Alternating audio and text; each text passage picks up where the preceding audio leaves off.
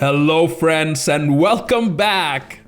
The new EU4 DLC is right around the corner and it has me fairly excited after a long time in EU4. So here I am sharing my excitement with you all beautiful people.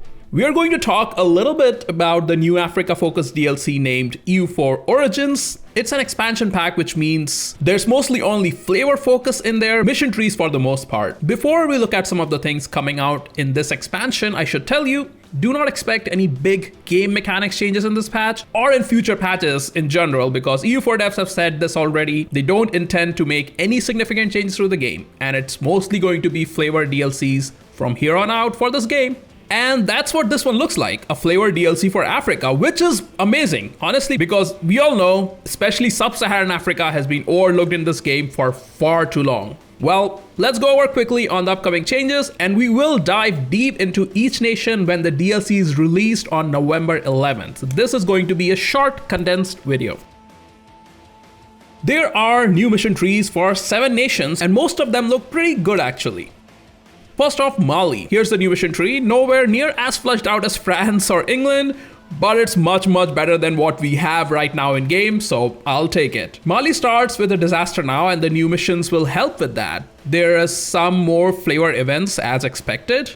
A new estate privilege which gives minus 75% inflation and gold depletion chance from gold provinces, but it will cost you minus 15% goods produced per gold province and plus 5% all power costs. It seems interesting, and the mana cost obviously sucks, but this might enable the big African nations to stand up to the colonizers with a slightly better early game economy, maybe. The last mission is interesting as it takes the ruler Mansa Musa on a pilgrimage, giving some tech cost reduction, and also you can force inflation on certain countries as your ruler travels through them. It's a fairly accurate representation of the historical events actually, or as accurate as EU4 can get, but this is an interesting last mission that I'm looking forward to playing through. Next up is Songhai. Its new mission tree is mostly focused on war on one side, improving provinces, and religion. They also have a new estate privilege for dhimmis, which makes them even more overpowered in my opinion. You guys know how much I like dhimmi. Next is Ajuron on the coast. They have some war-focused missions, and some of them trade-oriented as expected. You can also form Somalia. New tags are always nice, I like that. Somalia will have a new idea set, mostly trade focused as well from the looks of it. Maybe a pirate Somalia playthrough would be fun. They also have a new estate privilege which removes the dev cost increase modifiers in some terrain types in that region, which is very powerful. Ethiopia also got some love in this patch along with the new mission tree. They have a new government reform which allows for some perks in the capital area, and now recruitment of new regiments, which is sort of like the Janissary regiments in Ottomans. And of course, there are more Ethiopian flavor events. Congo also gets a new mission tree. It will mostly focus on the religious side and cults first, then the dealings with colonizers and converting to Catholicism bit. And if you manage to complete the mission tree and get all European colonizers out of Africa, you will get permanent modifiers for morale of armies and navies, which is nice because it synergizes with the achievement that you get with Congo.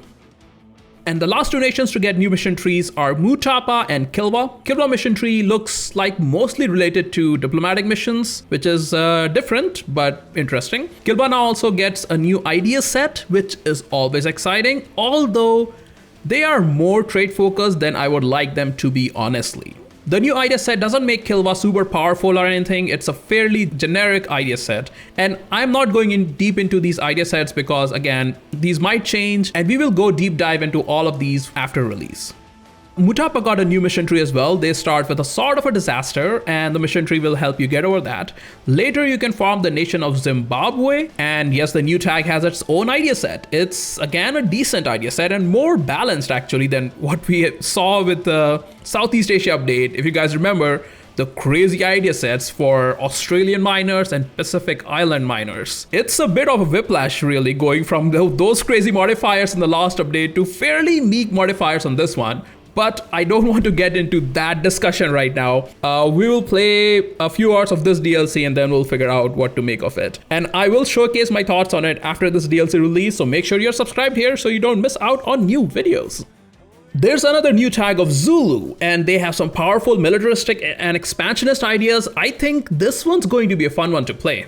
And while they're talking of formables, there are a few more of those coming in the new patch. Kitara in the Lakes region, they have a decent idea set, honestly, better than the trade-focused ones that we saw earlier. Nubia, south of Egypt, and they have some military and religious ideas, which is not a bad thing in that region, really. Axum with some expansionist ideas, and again, way better than the trade-focused one. There's also a new formable of Israel with religious and trade-focused ideas, which really fits the nation historically. There's also the new tag of Roswy, and also Mosi and Hausa are now formables. And you can finally form Sokoto earlier, which is nice because it is probably one of the least formed nations in EU4 right now. So those are the new mission trees and formables in the new patch and DLC. There's also 4 new mission trees for different parts of Africa.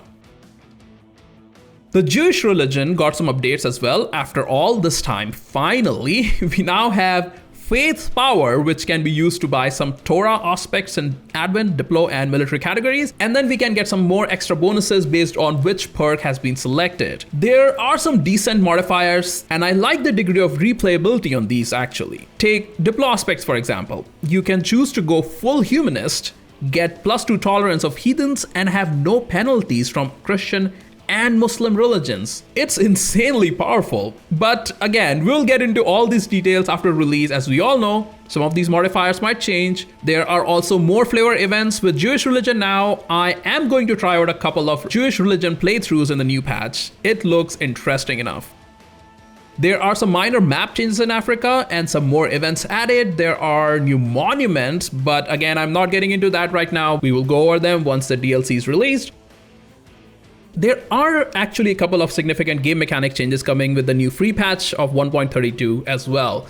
I know I said don't expect any major game mechanics changes, but these ones are mostly balance changes. Concentrate development is now less broken. Instead of getting flat dev in the capital region, now we will get dev based on how much mana it costs to dev up the province, which makes sense really. So say your goodbyes to 100 dev, new world, capital provinces in mid-game. Another big balance change is to institutions. In the next patch, if you haven't embraced an institution, you won't get the flat % increase in tech cost that you get now. Instead, some specific techs will require that institution, and if you haven't embraced the institution, you get 50% more tech cost for that particular tech. To be honest, I'm not entirely sure if that's a good change and how it will affect the New World natives and the Far East and even the European nations. So I'm reserving my judgment until I play the new patch, which we will do on my Twitch channel, twitch.tv/RadioRes. Make sure you're following me there. We'll be playing some EU4 gameplay very soon. And that's mostly the changes coming in the new patch and the DLC. I know they might not seem like a lot, but that's because it is a flavor pack or expansion pack or whatever Paradox calls it.